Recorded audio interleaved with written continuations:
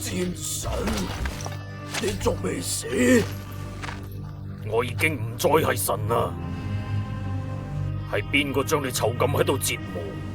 係宙斯，我只係向人類提供咗少少嘅幫助。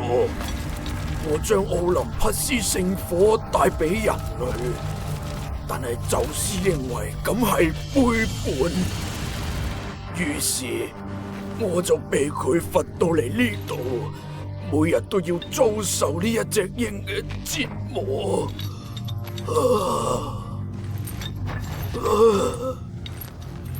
然後到咗夜晚，我又會復原。我喺度過咗幾耐？到底被折磨咗幾耐啊？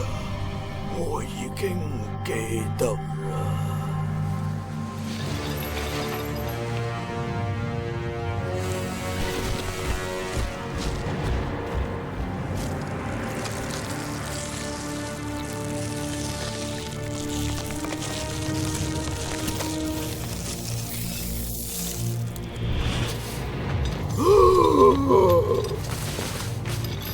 斯巴達幽靈，我求下你，幫我解脫啦！